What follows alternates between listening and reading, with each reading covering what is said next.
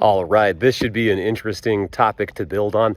Let's talk about the movie Phantasm and how this movie pertains to the concept of Kabbalah and of quantum immortality. The first Phantasm movie came out in 1979, and there's 4 sequels. There's 5 movies altogether. There's Phantasms parts 2, 3, 4, and 5. Phantasm is one of my favorite horror movies of all time. And research quantum immortality if you haven't. There's a lot of videos on it. If you're not familiar with what quantum immortality is, I definitely recommend reading about it online or watching some videos about it. There's a lot of good videos on quantum immortality on YouTube and other platforms. In my opinion, this is definitely a very important concept to become acquainted with. Quantum immortality is a philosophical thought experiment based on the many worlds interpretation of quantum mechanics, which deals with the behavior of matter and energy at the atomic and subatomic levels. And the key concept is superposition, where a quantum system, like an atom or a particle, can exist in multiple states simultaneously until it's observed or measured. So this pretty much means that there's scientific evidence that shows that a quantum particle can be doing all sorts of different things at once, like at the same time. At the same time, simultaneously, it's going up, down, left, right, sideways, in circles, all at the same time until it gets observed. When it gets seen, when it gets watched by a conscious being, such as one of us, then it is aware that it's being seen and it suddenly decides to choose only one of those things to do. So in other words, the quantum particle is doing all these different things at once, like, going up, down, left, right at the same time. But then as soon as it's observed, as soon as it's aware that it's being watched, it suddenly decides to just do only one of those things. Like once it's observed, it just decides it's going to just go left or just go up. But then when it's not observed, it's doing all those different things at once. What it sounds to me is like an atom actually doesn't exist. Atoms actually don't exist until they're observed. When they're not being observed, they're a database of potential or all possibilities that the atom could take. Or in other words, the atom is taking on all possible paths of everything that it could do, and then when it's observed, it sort of decides to just take on one of those paths. And this brings us to the many worlds interpretation in the concept of quantum immortality. The concept here is that if a subatomic particle exists in different, separate, multiple realities, and all matter is composed of subatomic particles, then our world that we live in is likely to be only one of many dimensions. The word dimension means something that can be measured or the measurable extent of something, and there are different measurements or different measurable extensions of experiences or realms of reality. The many worlds interpretation proposes that every quantum measurement causes the universe to split into multiple universes, with each branch representing a different possible outcome. And I'll get into how this pertains to Kabbalah. When I'm not home and no one's looking at my house doesn't exist until it is observed. It exists again when I pull up in the driveway and look at it. When I close my closet door and no one's in my closet, none of that stuff exists until it's observed.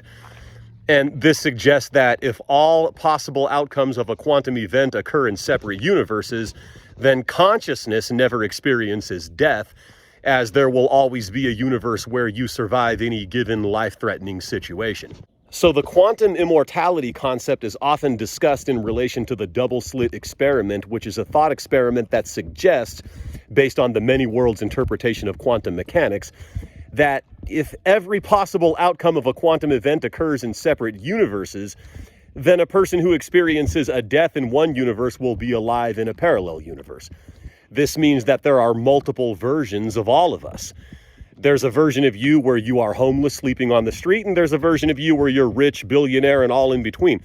There are many versions of you based on the many possibilities that your life could take, which all stems back to the quantum world in which a subatomic particle takes on the form of all possibilities.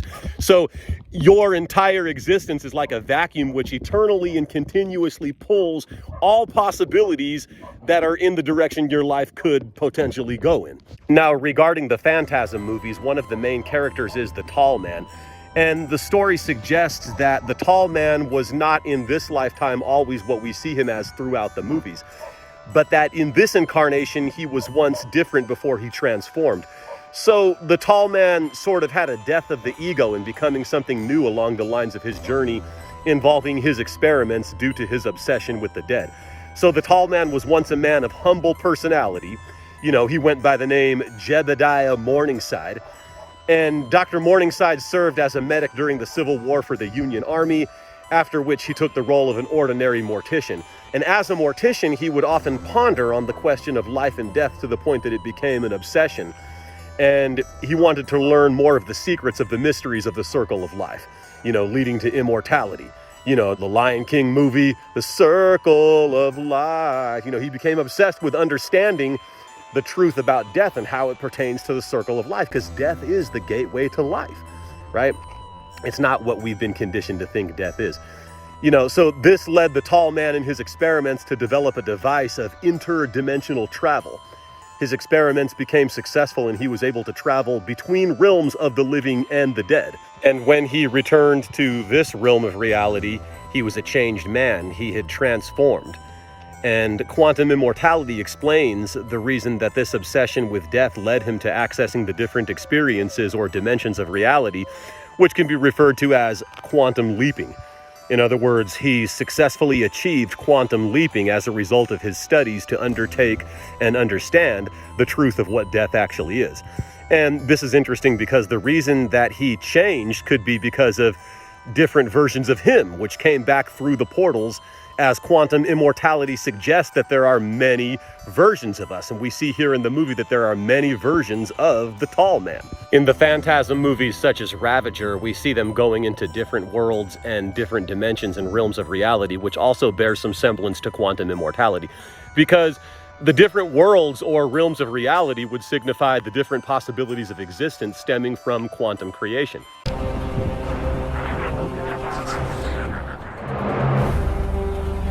My need for you is now finished. Mike! Okay then, let her go. That loyalty again. You can use your weapons, but all you destroy is this flimsy skin sack. There are thousands of me. Tens of thousands. I'm in dimensions you cannot possibly imagine. If you're so strong and powerful, why haven't you killed us yet? You were my subject, and you, well, every tall man deserves an amusement.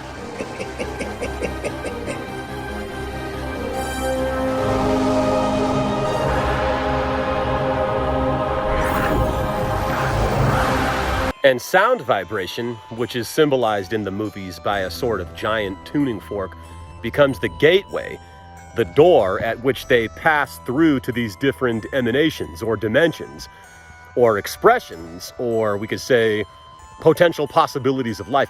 So this suggests that the realm of the dead is also the realm of life.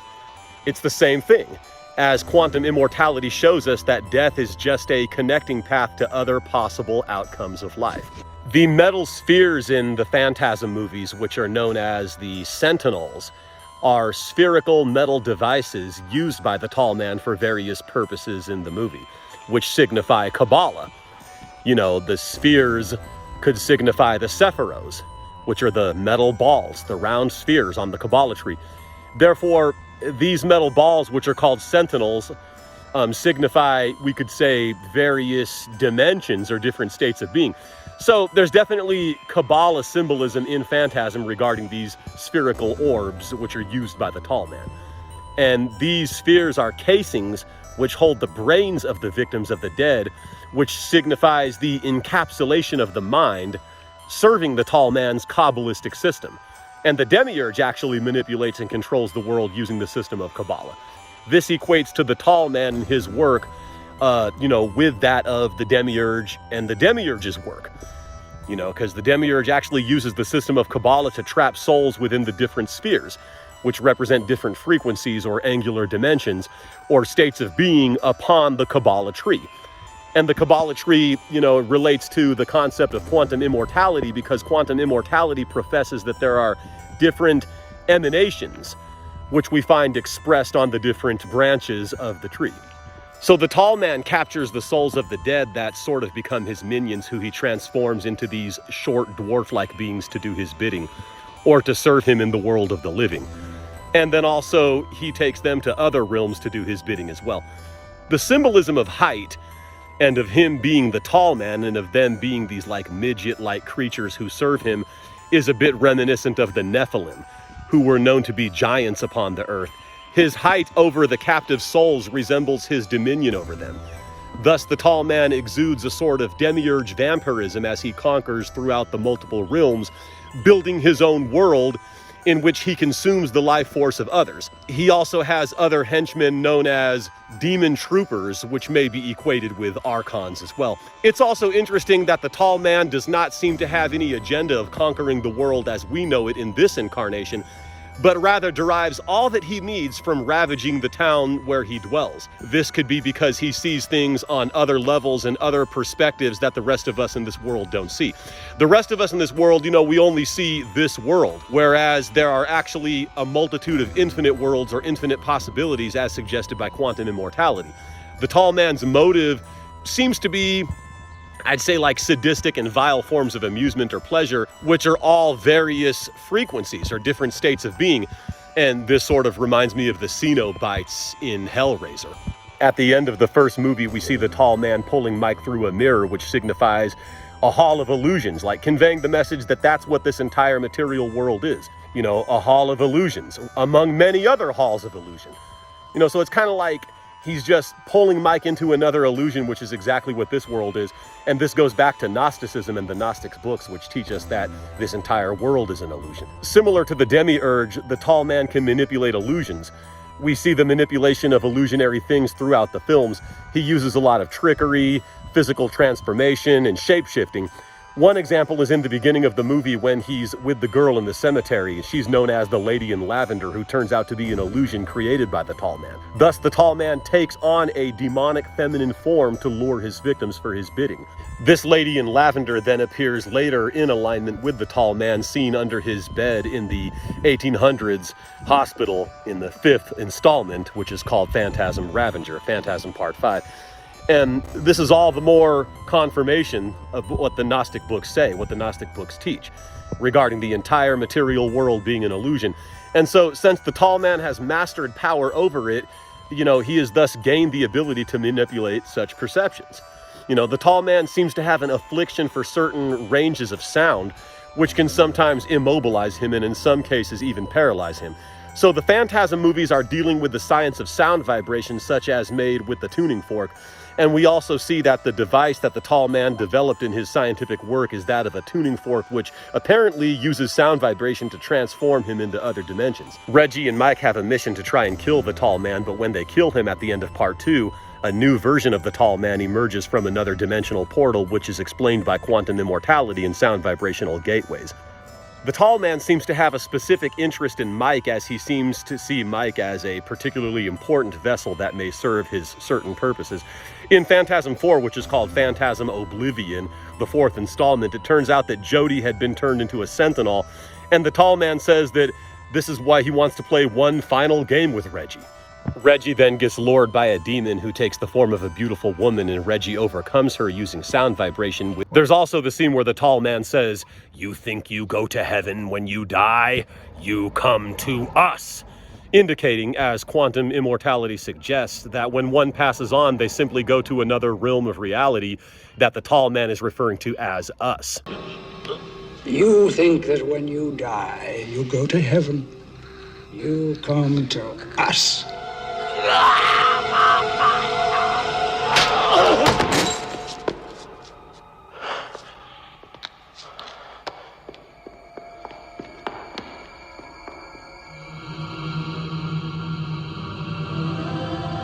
This scene is also interesting, where Mike is talking to Reggie in the yard of a mental asylum. Check this out. Check out what he says here. I've been thinking a lot about what you've been saying over the last few weeks. Seriously, there are some schools of thought out there, some philosophies, religions, some quantum physics even, that suggest the possibility that one could be in two places at once, along some kind of shifting time stream, parallel universes, stuff like that. There's this one theory called membrane theory. It's the idea that thousands of universes are all sort of spherically stacked against one another. And ours is just one of them. And at the places where these universes touch... Also, this scene in Phantasm 5, Phantasm Ravager, where Reggie has this conversation with the tall man. Peep the dialogue here. Check this out.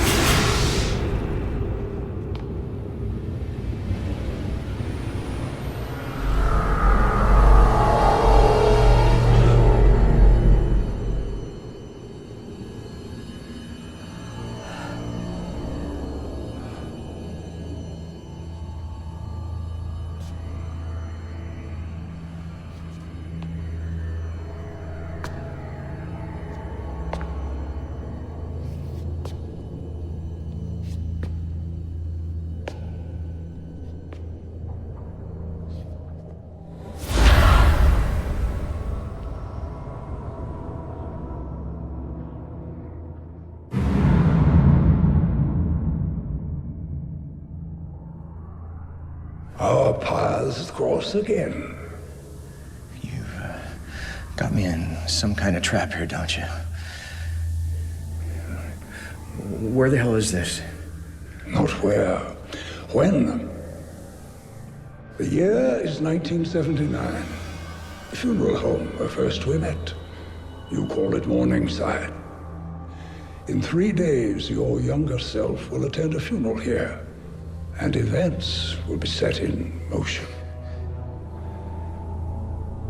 Right. You've tried to thrust yourself in my way for years now. And what has it got you? Your loved ones? All gone. You slaughtered my family. They're all dead. None of you ever listen. When their time comes, they don't die. They come to me. And your point? You want to see your family again? I'll give them to you. Your wife, your daughter. I could return them to you alive, healthy, if I were so inclined. Where are they? But I would require something from you in exchange. And that is?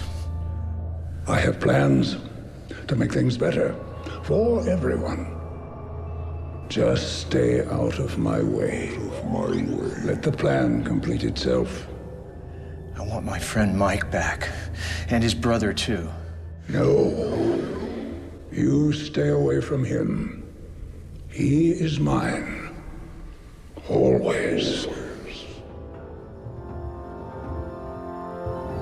Perhaps you need time to think this over. But be quick. There's little time left.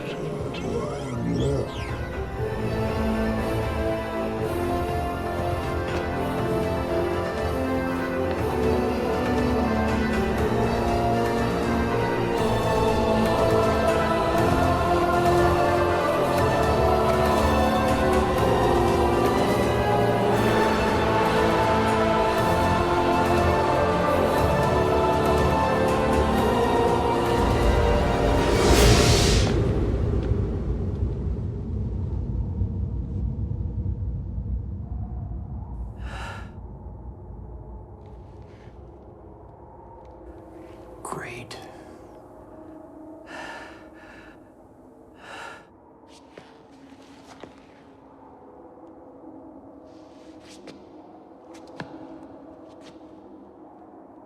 What's really a trip is at the end of Part 5, Phantasm Ravager, it kind of implies that the whole thing may have been Reggie's delusion or dream the entire time. Another good movie about quantum immortality is Everything Everywhere All at Once. See that movie as well. That movie will really explain quantum immortality and the concept of it. Not for long. Hey, you had a dream. Just a nightmare. What do you expect? You've hardly slept since the funeral last week. I know those rocks aren't gonna hold him. First he took Mom and Dad. Then he took Jody. Now he's after me. Mike, that tall man of yours did not take Jody away. Jody died in a car wreck.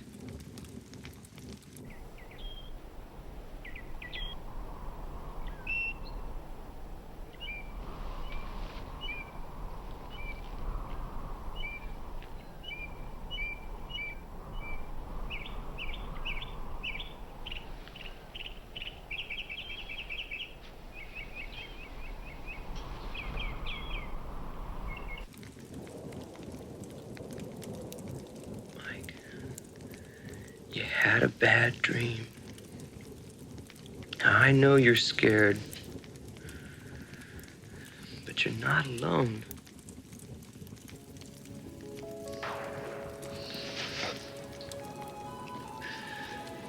I'll take care of you. I know I can't ever take Jody's place, but I'm sure as hell gonna try.